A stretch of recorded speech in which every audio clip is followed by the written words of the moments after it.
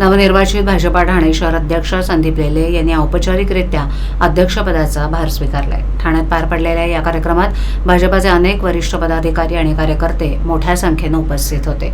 याप्रसंगी भाजपा संघटक प्रमुख आणि निरीक्षक सुनील कर्जतकर, प्रदेश महासचिव माधवी नाईक, आमदार संजय केळकर, आमदार निरंजन डावखरे, माजी शहर अध्यक्ष संजय बागुले, महिला मोर्चा अध्यक्ष स्नेहा पाटील, युवा मोर्चा अध्यक्ष सूरज पाटील तसंच ज्येष्ठ नेते सीताराम राणे तसंच भाजपाचे सर्व पदाधिकारी, कार्यकर्ते, महिला पदाधिकारी मोठ्या संख्येने उपस्थित होते।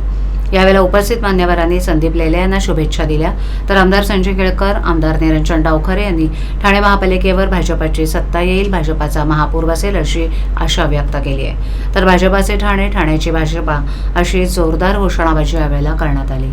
संदीप लेले यांच्या अध्यक्षपदाच्या कार्यकालात पक्ष अधिक बळकट करण्यासाठी प्रयत्नशील राहण्याचा निर्धार व्यक्त करण्यात आला।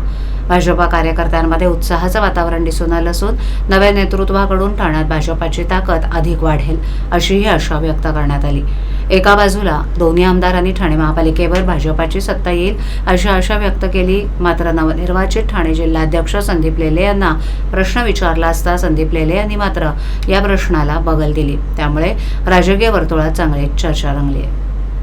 लढवण्याचा दावा केलाय, कसं बघताय? काय आहे, खूप कार्यकर्ते बीजेपीत आले।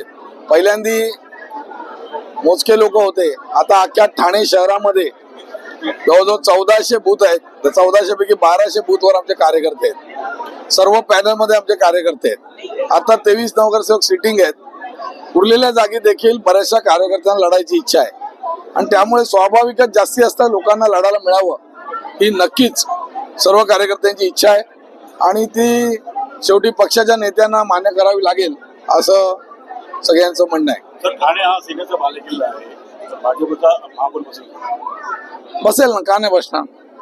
महाराष्ट्रात भाजपचा मुख्यमंत्री होईल हे 2014च्या आधी कोणी बोललं होतं का? त्यामुळे काय होणार काय नाही होणार हे बरोबर नाही। जनता सर्वोपरी आहे। जनतेला वाटलं की भाजपचा महापौर करावा तर जनता महापौर भाजपचा करेल, का नाही करणार? महाराष्ट्रात जनतेने भाजपचे 2 वेळा मुख्यमंत्री केले।